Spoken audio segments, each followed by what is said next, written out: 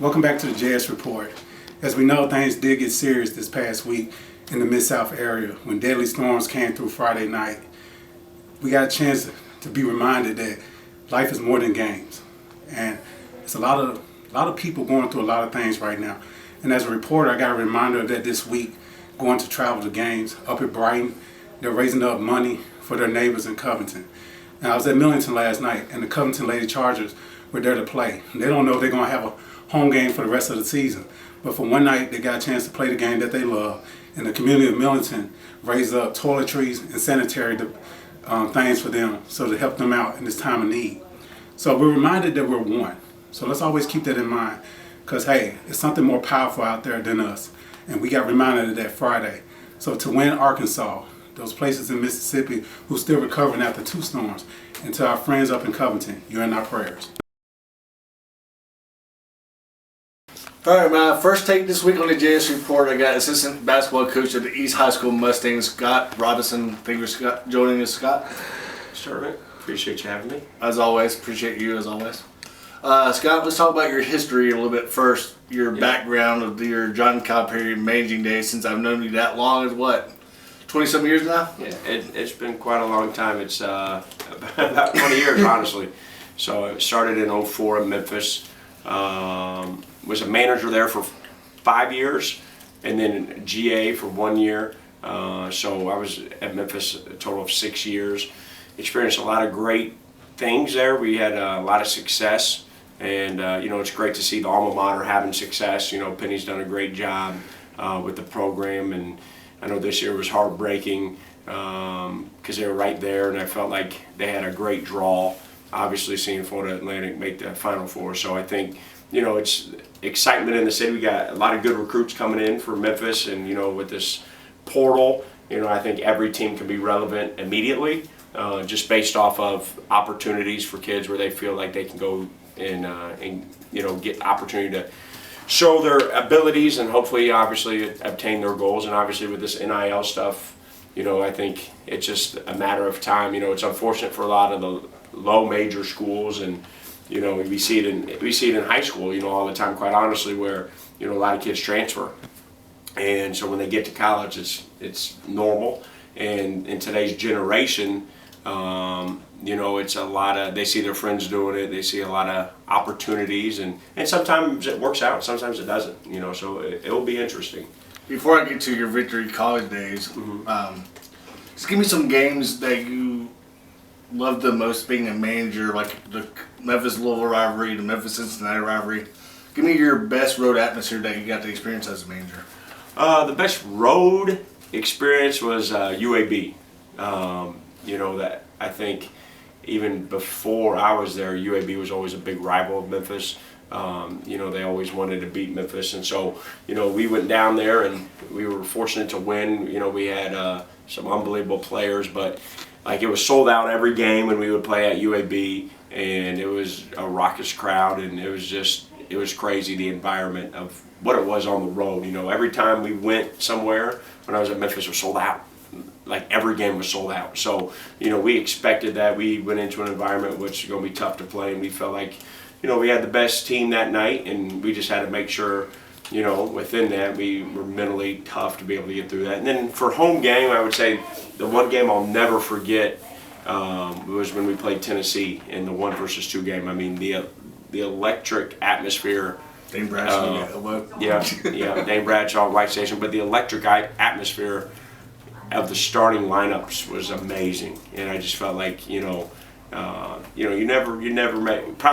probably never get that again, that feeling. But at the same time, it's just those experiences. As we continue to get older, those are things you just remember. You also got to experience the Final Four. Yeah, Final Four was unreal. Unfortunately, I hate to bring it up to you, but yeah. Unfortunately, we lost obviously in the finals to Kansas in overtime. But all those. I was at the Final Four this past weekend, and I was able to see Joy Dorsey was down there. But it brings up memories when we were in Houston, where we dominated Michigan State in Texas. So just all those different things within basketball. Even our relationship. They just evolve from whether it be basketball or, wherever they begin. But, basketball is a sport, especially in the city of Memphis, that everybody loves to watch.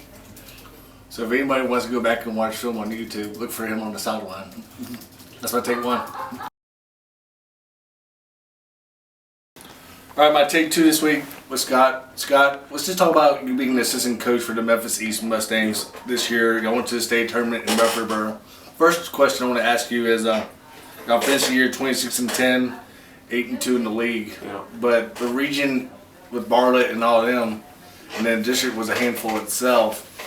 But I could say this region itself is probably the SEC of college basketball this year because everybody was beating everybody on a given night from top to bottom.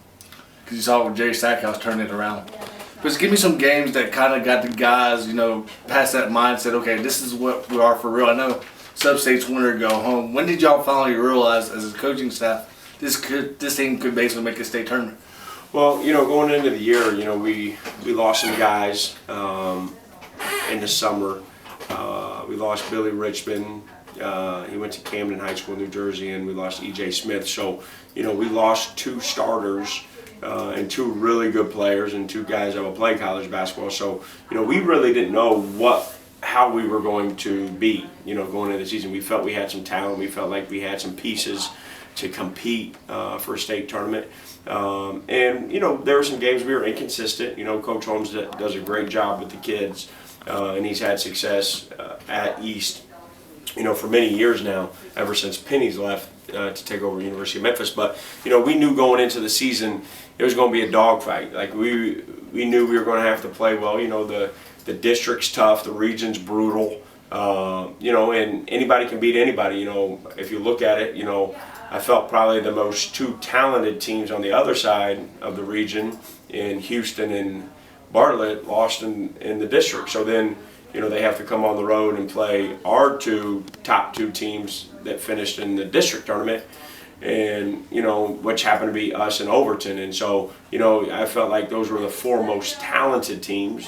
But as we know in basketball, not always is the case whether the most talented team wins, and things got to fall a certain way. Carterville had a great year. Whitehaven advanced to the region semis. No one probably thought that at the time, but Coach Horn did a great job. And so I think there's a litany of coaches just within the districts and the regions. And Central, Central may have the most talent coming back next year, to be honest with you, within the districts. And so and as having been in Memphis for almost over 20 plus years now, you've come accustomed to knowing that every year there's a new group of talent. New kids are going to get better. They're going to rise to the top, and it just depends on the year of who's going to make it. And we were fortunate to get to the Final Four.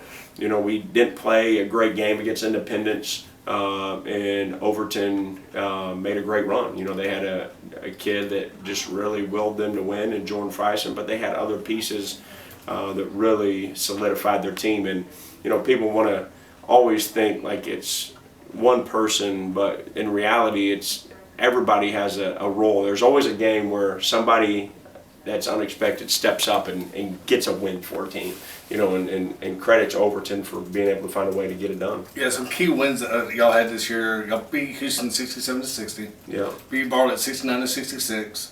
And then y'all traveled for that 3 hours. What can you tell the guys for a 3-hour bus ride to playing in a hostile environment that probably they've never seen before in Rossview? What can you tell the guys to get their mindset ready for a game like that for a 3-hour bus ride? Yeah, and it's interesting because, last year lost at Clarksville. East lost to Clarksville the year before. And so, we're going on the road. We lost to Overton in the region final. And so you have to go on the road for the sub-state game and going to Rossview. And I honestly told the kids, like, I love playing on the road in do or die games because I think all the pressure's on the other team. All their fans are there, all their families there, all the pressure's on them going into the game. And I just felt like if we got off to a good start, we would find a way to win, which we did. That was probably our best game, getting off to a good start against a really good team. I think we were up 8-2, and then, just kind of went from there, and then we were able to hold on. Basketball's a game of runs, but I feel like if you are able to have that mental toughness and being able to go on the road, and it's just a mindset, it's like anything else, but I do feel like if you're able to instill that in them and understand, because kids these days, they're dealing with so many things going on at different times, and if they know and you put it in their mind, like, hey, there's the pressure, and I truly believe the pressure was on them, because they're playing at home and they're expected to win because they have the home game. So, and they got more fans. And they got more fans, and they got, they had a great year, and so, we were just able to go in there and we found a way to get it done. Give me some games, like we talked about the Barley game. Yeah. What can you tell the guys, tell me about your seniors that going forward, what can the fans look forward to next year for East High School? Yeah, well, we do lose seniors, a lot of the senior guard, so, it'll be interesting, within the school of like who comes to school, because you never know with incoming freshmen, from that they can always play up to a level of competing on the varsity level. So depending on that, and just depending on the kids returning, of improving, I think the biggest year is that junior going into senior year of improvement, to be able to get ready for college, because most of the kids these days, they have a goal of playing college basketball. I think if a kid loves basketball, they want to see how far they can take it. But right now at this time, in the basketball era, it's brutally tough. Scholarships are limited. It's really tough for high school seniors right now, because of the transfer portal. All coaches want older players, so freshmen or incoming freshmen or high school seniors, it's really tough on them. And I think that they gotta just continue to work. I think I'm a firm believer, and if you continue to work hard, something will work out. Right. I do believe that. Last question I got for you: are you going to be in favor of the shot clock possibly next year? The reason I'm asking you that because you've already experienced it as a college basketball coach. Yeah, when I was at Victory, people don't truly understand until you're in it. It's like anything else, right? You don't know what you don't know, but there's a lot of strategy when it comes into it. I took a look at the Creighton-San Diego State game, right? Okay, so there was a time differential of 2.4 seconds. Oh, wow. Okay, so when Creighton scored to tie it, compared to the shot clock and game clock, is a 2.4 differential from 32.4 to the end of the game. So 30-second shot clock, and Creighton decided to use a take foul because they weren't in the bonus. Right. Now they took the foul with like 8 seconds. Right. Well, which led to the ball being side out of bounds. Right. But in my opinion, and I argue with people that have talked about it, like, I don't feel like you foul, because I feel like if someone is driving and they get beat, they can use that foul, right? Which happened at the end of the game. They called it a touch foul, right? So, but you end up giving up the last possession.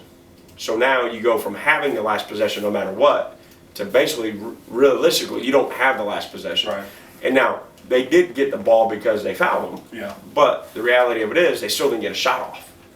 So, there's a difference of opinions, but there's a lot of strategy that goes into the shot clock. And I think from a coach's standpoint, it's going to be real interesting. Like, I love it. Yeah. I think from a coach's standpoint, there's a lot of strategy that goes into it. What are you running late clock defensively? What are you doing?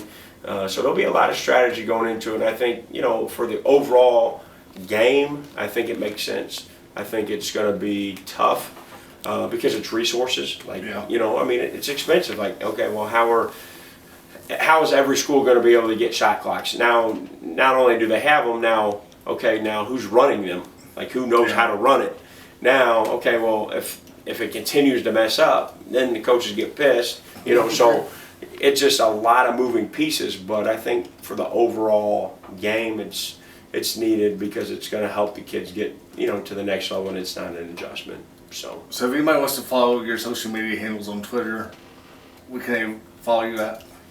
So I only have my business stuff on Twitter, but my Instagram is Coach Smith, so I do use that. Instagram, Coach Smith. So That's about it, though. I don't. Yeah, so if anybody wants to see East High School Mustangs this summer, like the summer basketball camps, just be on the lookout for a schedule from Coach Scott Robinson for the East Mustangs. Scott Robinson, appreciate it, man. Thank you, sir. Appreciate it, sir. Appreciate it, man. All right, my take 3 this week, I'm joined by Courtney Asher Smith. Mr. Smith, appreciate your time. Man, I appreciate you. Man, talk about what you do for high school basketball for us. Well, I work for PrepHoops.com. I basically cover high school basketball for the state of Tennessee. I have to cover a ton of kids in a variety of classes, evaluate the prospects, keep up with their development, watch them over the summer, during the AAU season. You have to, it's a constant drive, constant, 7 days a week. Yeah. You have to constantly keep up with kids in Middle Tennessee, East Tennessee, West Tennessee. I'm all over the place. So that's basically what I have to do 365 days a year, I'm sorry. Okay, talk about, I want your insight on the city of Memphis basketball as a whole this year, because I think from top to bottom, this is probably one of the best boys basketball classes that we've had, or games-wise, in general, in so many years, back maybe 10 years or so, maybe, from talent-wise. Yeah, I mean, what made this year Special. was the fact that there were no juggernauts. You know, if you go back in years past, you had an East team that was arguably the favorite. For about a 2-year run from the pandemic year to that following year, Bartley was a juggernaut. Whereas this year it was up for grabs in every class, single A, double A, triple A, and 4A. Any team could get beat on any given night. Guys rise to the occasion, knock down big shots, play great defense. I mean, we can talk about Overton's run. It was wide open in 4A this year. Absolutely. Whereas Kyville, no one saw the success Kyville was going to have this year with TJ McNeil as the starting point guard. He got a lot better. Who made big plays for them. Alex Vandenberg, he was a big part of the Kyville success this year. You had East led by Elijah Curry. You had Jabarian Harvey, who was a senior who'd been in the program. You had LJ, who came in for 1 year to make a big difference in that backcourt. Then you had Overton, who added Xavier Alexander, who was at Kingsbury the previous year, who was a knockdown shooter. Jalen Hardaway, from that win over Bartley in the first round of the regional tournament, his game just elevated. It's almost like he wanted it. Jordan Ferguson, who was the leader on that team, did what he needed to do to get Overton to Murfreesboro and compete for a 4A state title. This year, it all came down to matchups. Right. You know, if East could have got a favorable matchup, we've been talking about a different state champion. Overton was able to get the right matchups. Arguably have 3 seniors on the floor that made big plays, and then they also had other guys outside of those big 3 to make big plays. You know, one of the biggest plays that outside of those 3 that was made for Overton this year was in that first round regional game against Bartley. It was a tight-knit game. Quaylen Gatewood from the left wing made a big 3 late in the fourth quarter that basically gave Overton momentum with it, where it looked like Bartley was going to come up out of there with a win and possibly get back to Murfreesboro. So things happen. Basketball is one of those sports where one play can change every single thing. So I mean, it was just a great year because you just didn't have any juggernauts, and you were anticipating seeing, okay, what team is going to rise? Will it be a Kyville? Central was giving teams fits. Yeah. Now they weren't able to score a lot of points like East and Overton, but they were very disciplined, scrappy.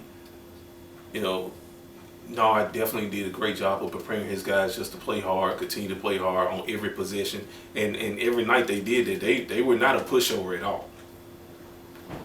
Give me some teams that kind of surprised you in a way.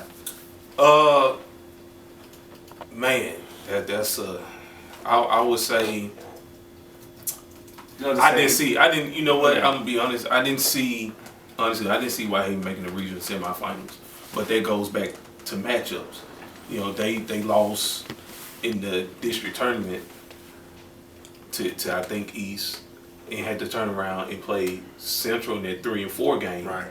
So that helped them you beat Central, you go into the regional tournament, and you're able to get to the Final Four and put yourself in position to get to a sub-state game.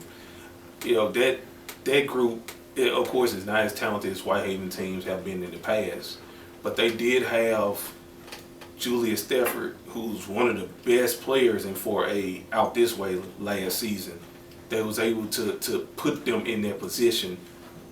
I didn't see Whitehaven doing that, but Julius Stafford, when you have a kid like that that's so freaking talented, he improved his ball handling, he improved the jump shot from his sophomore season, and because of him making the improvements skill-wise, Whitehaven was able to have that success. I think if he didn't take the next step as far as developing his body, improving that jump shot, and ball handling, Whitehaven may not have had the success it was able to have. That's my take 3. Take this week. Okay, my final take this week was Mr. Smith. Just give me like a few players for our listeners to be on the lookout for this summer regarding AU or even their own team.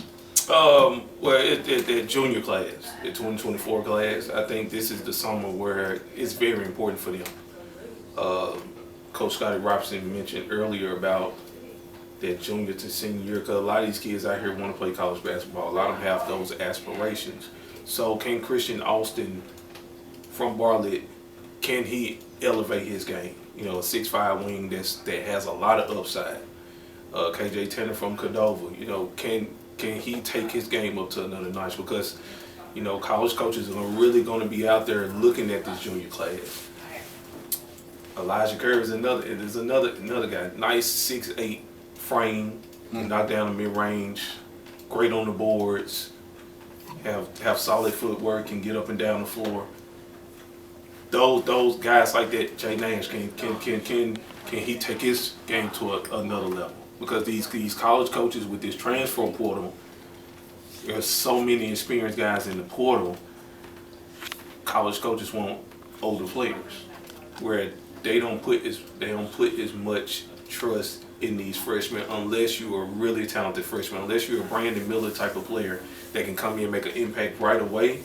College coaches are not quick to take a freshman to come in and be an impactful player from day one. So, I mean, there's a lot of talent in this class. It's just all about who wants it more. Who wants to? If these kids have aspirations of playing college basketball, you got to put in the work. You just can't show up when the game clock starts. No, you have to do it behind closed doors. No one in the gym, and just you and whoever's training you.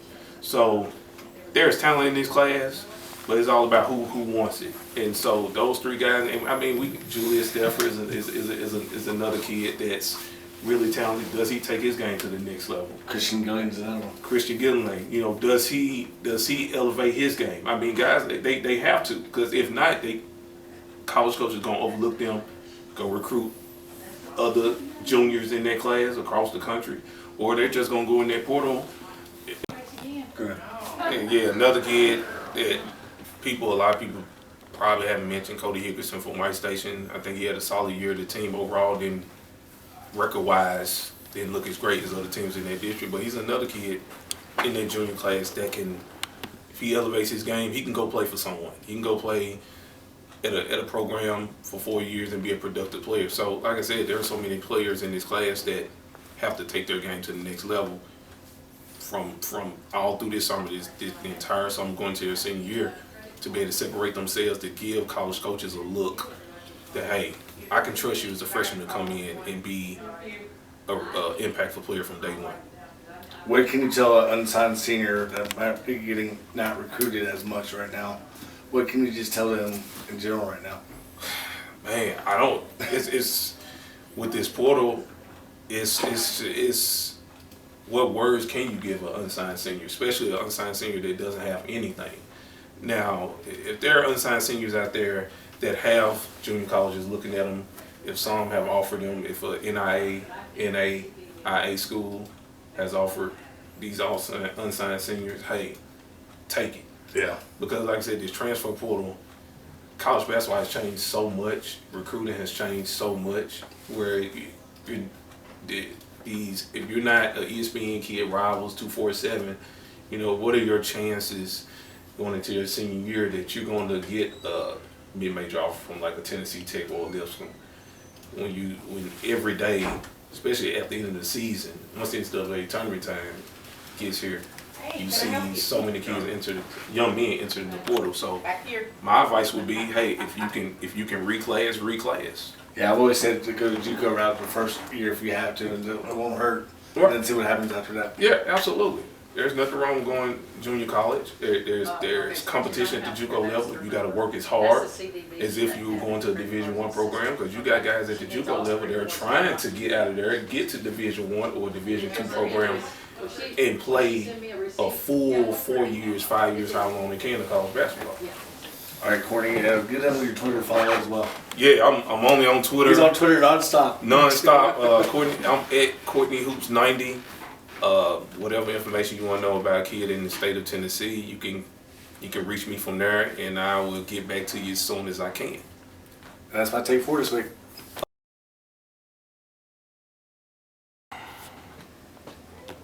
I know y'all might have seen me in the background, Jonathan talking to everybody. Yeah, this is what I've been working on. It is basketball, baseball, softball season. So basketball, yeah. But hey, great season. From what I've been eavesdropping on, a lot of great players, a lot of great moments. Hey, Bartlett girls, great job. You're the best team in school history by making it to the state championship game. Just came up a little bit short. And hey, Overton. Outside of Memphis, nobody really saw that coming. We heard how great Whitehaven did. A lot of great upsets, even a few little disappointments on the hardwood. But hey, now we can look forward to the NBA playoffs. The Grizzlies got 50 wins, like they're going to be the 2 seed. So now if you need your basketball fix, go watch the NBA. And the NCAA tournament, who had San Diego State in their bracket? Who had Princeton going that far? Come on. And Florida Atlantic, that was Memphis' spot, and you know it. But hey, college basketball is wrapped up too. You can't see me. Yeah, you can. But hey, now we move on to softball. Hey, Bree Howard, one of the best players in the state, and I got to give my concentration over to them. But hey, great basketball season. Jonathan, thanks for coming in and putting a nice little bow on the basketball season, because that's a wrap.